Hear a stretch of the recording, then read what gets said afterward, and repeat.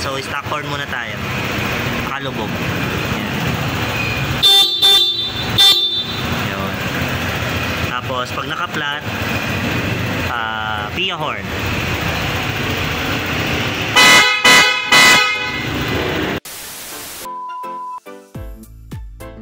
Titest naman natin yung ADB na ginawa natin.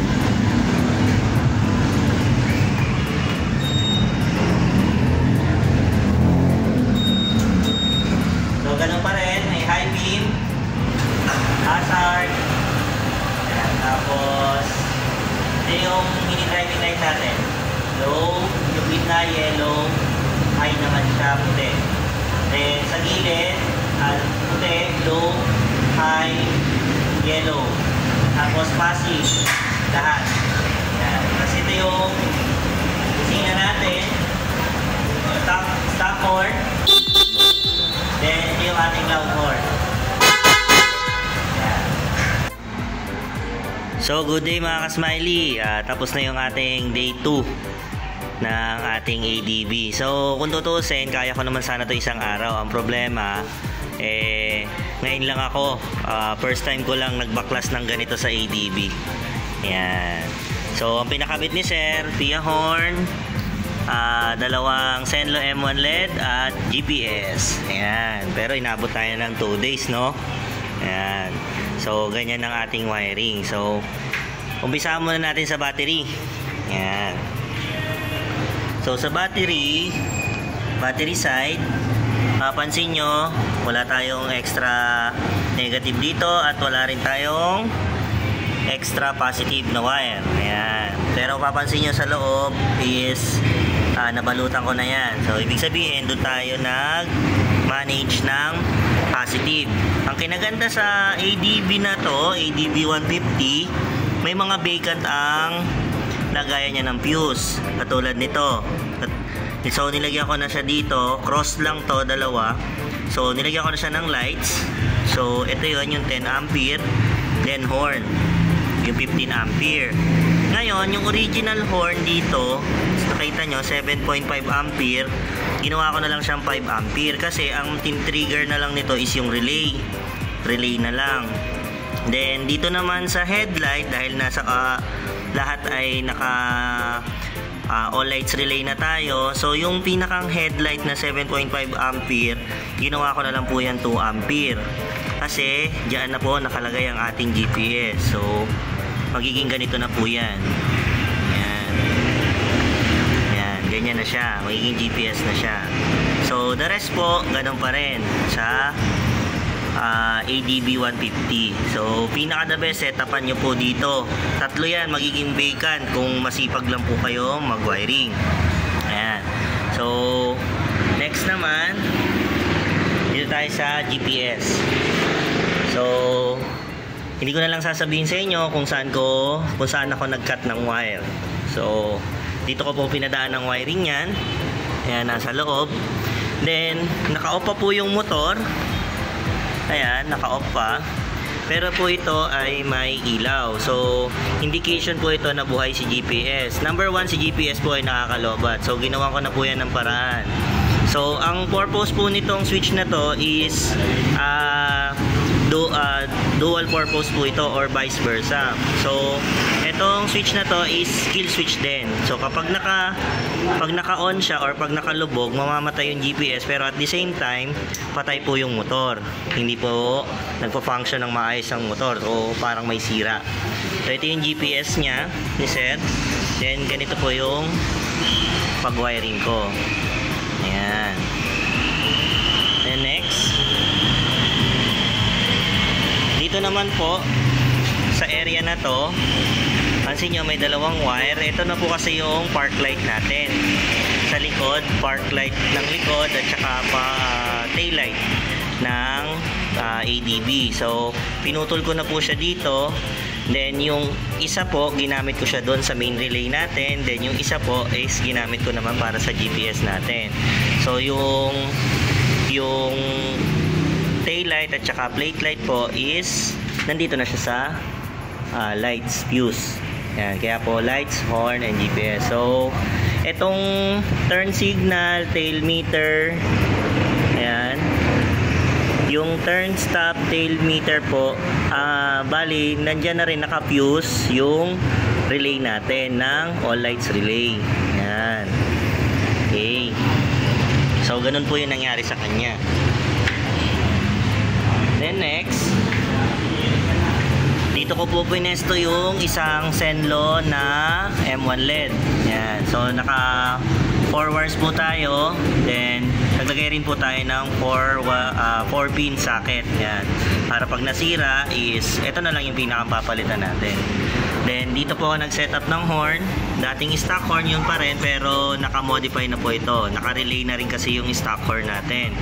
Then dito yung horn na isa, na PIA horn. Then ito yung pangalawa. So ganito po yung diskarte ko para sa bracket. Ayan. Ganyan po yung ginawa ko. So dinalawa ko siya para hindi na madurog yung plastic. Dalawang tornilyo. Ayan. Ngayon, ito naman po yung mga relay natin. Ayan. So tatlo. So yung violet, ito po yung ating all lights relay. Then yung white, yan, nakita nyo, dalawang white. Yung una, ito pong may double na, yung may blue na 87, ito po ay loud horn. Kaya po dalawang wire siya doon. Then, yung isa naman po ay yung stock horn natin. Kasi, naglagay po ako ng relay dito dahil ito po ay pinabili na ni Sir ng may passing na pang ADB. Ayan siya. Kaya hindi na po ako dito nagbutas ng para sa momentary switch na button. So nagpabili si Sir ng ganito. Ang problema lang dito, medyo manipis ang wire. Kaya po kinailangan ko maglagay ng relay para sa stock horn para tumagal yung buhay ng switch. Ayan. Ito yung ating horn selector. Ngayon, naglagay ako ng socket dito, dalawa, kasi itong white and normally closed and normally open, papunta po yan dito, tigisa sa relay. So, stock horn and loud horn. Then, dito naman po, ito yung dating stock wire ng horn, nagaling sa baba, bali pinalakad ko siya dito sa taas at tumagos dito. Kaya po may mga socket tayo. Ito naman po yung ating passing. So, mula dito sa passing button na to, ayan, naglagay po tayo pababa, papunta, ayan, papunta yan dito. Yung output niyan, so ganito po yung nangyari dyan. So stock na stock lang siya. Ayan, so lahat po yan may mga socket. Ayan, may mga terminal socket po yan. Tapos tumagos dito, ayan, tumagos dito. Bali ang binubuhay nung passing button natin, ang binubuhay niya is itong passing relay, itong Songli relay na maliit. Then syempre lalabas siya sa diode. So tigisa sila para sa mix or yung parehas na may ilaw yellow and white na ng MDL. Ngayon dito naman smoke switch or smoke three-way switch. So ang loob na nito hindi na yung stock wire. So Japan wired na rin po yan, number 18. Bumaba rin po siya, papunta rin po yan dito. Yan, nakasakit lang rin yan. Yan, nakasakit yan lahat. Ito po yung setup natin sa headlight ng ADB, mini driving light. Yan. So simple lang siya. Yan. Tapos dito nagbutas tayo para mailagay natin yung balas. Kasi ito plug and play lang ulit. Yan, para dito. Okay. Testing tayo para may demo ko po yung GPS. Yan, so open. Yan, okay. So pakinggan nyo na lang kasi wala po tayong sound. Wala tayong panel gauge pala, sorry. So sound lang ang maririnig nyo.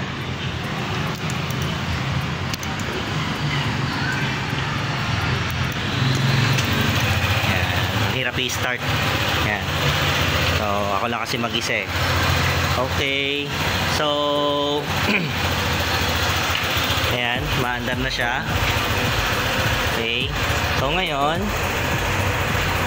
Pailawin ko na lang yung... Ay, hindi. So, ngayon, i-detect natin yung motor. So, lapit tayo sa may sounds.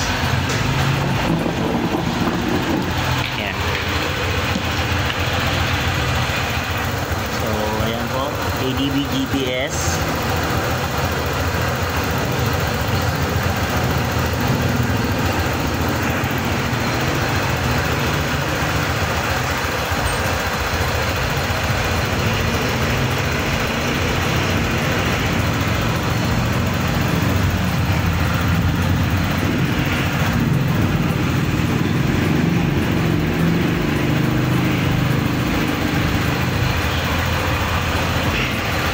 Ayaw. Tagal mag-send.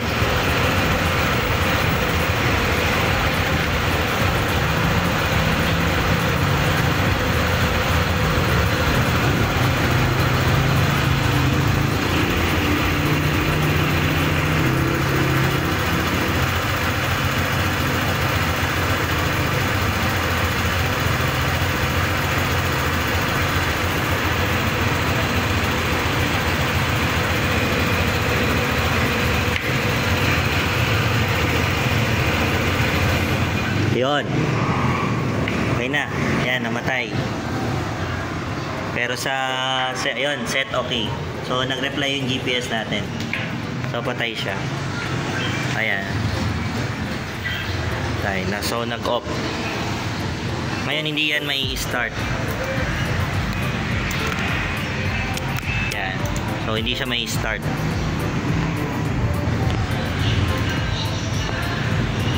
Hindi ko mapindot.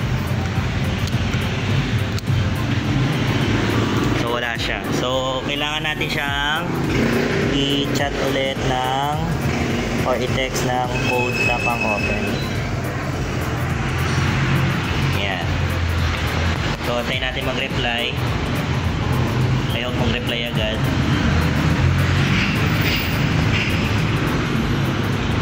So, kung hindi mag-reply, test lang natin. Test nyo lang. Yun. I-start na ulit.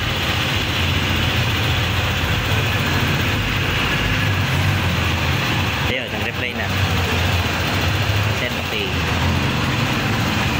So, yun. Yun po yung function ng GPS natin. So, yung function naman po nitong vice versa natin na switch is to kill switch po. Yan. So, mamamatay rin po yung motor. Okay. And open. Yan.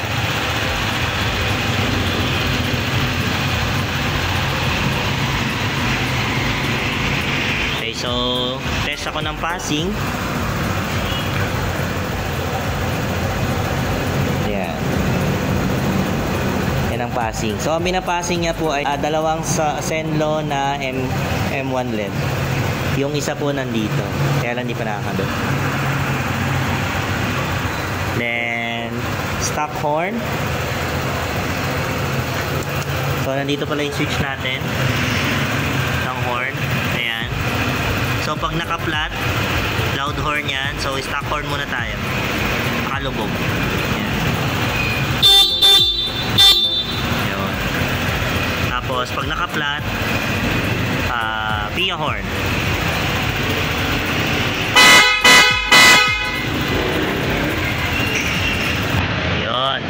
Okay. So, yun lang po mga ka-smiley. Thank you po.